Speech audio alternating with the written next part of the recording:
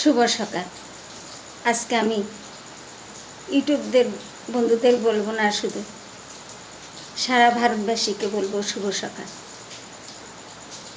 আর এই শুভ সকাল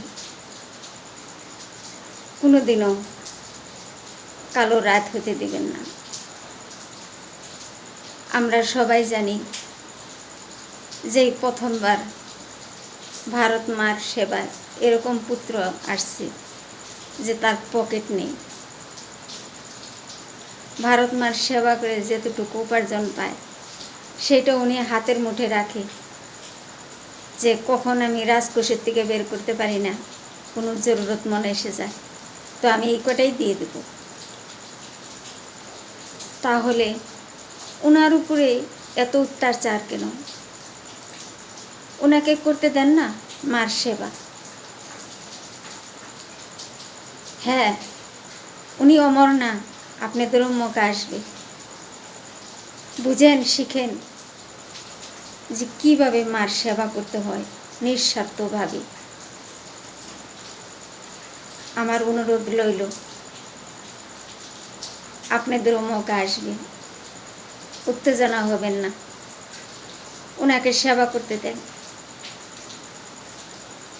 আপনারা জানেন না উনি তো অমর হওয়ার চেষ্টায় আছে। ওনার টাকা পয়সা না, শুধু ভালোবাসা লাগে, আপনাদের সাথ লাগে।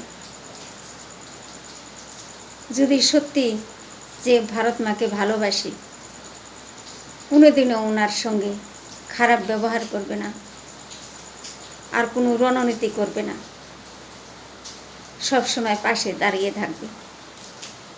ভাই, আমিও আছি তোমার সঙ্গে।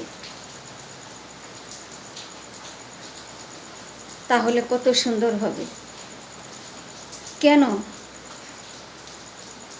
নিত্য নতুন এক বাহানা বানিয়ে বানিয়ে অত্যাচার করা, জং লড়া, এগুলা কি ভালো কথা? আগের দিনে কোনো যদি কিছু দেশে কিছু সন্দেশ পাঠাতে হতো, কবুতরের পাও ব্যবহার করতো, ওর পায়ে বেঁধে দিত। আমাদের তো কত সুবিধা, 1 সেকেন্ডে বিশ্ব আমরা ছড়াইতে পারি। তাহলে দলে দলে এত অত্যাচার করার কি প্রয়োজন?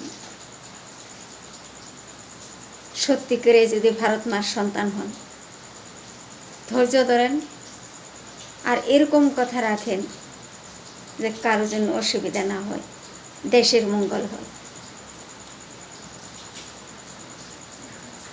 ভারত মার সন্তান খুব সুন্দর সন্তান হয়ে পাশে থাকে। কেন কি এই পকেট ছাড়া ভারত মার সন্তান খুব কম আছে। দুনিয়ায় সবাই পকেট নিয়ে ঘুরে, কেউ বাকি রইল না। প্রথমবার এসেছে, ওনাকে শান্তিভাবে কাজ করতে দেন, পারলে পাশে দাঁড়ান। যদি সত্যি করে ভারত মাকে ভালোবাসেন, সবার জন্য, পুরা ভারতবাসীকে, আমাদের এত সুন্দর ভাই পাইছি, যিনি বলে যে ভারত আমার পরিবার, সেই হিসাবে উনি আমার ভাই, আপনাদের ভাই, আপনাদের সন্তান। আমার তরফ থেকে আমার যত ভারতবাসী ভাই বোন আছে, মা বাবা আছে, সবাইকে অভিনন্দন জানাই। সবাই খুব ভালো থাকবেন। আমাদের ভাইয়ের জন্য সবাই শুভকামনা রাখবেন। প্রণাম।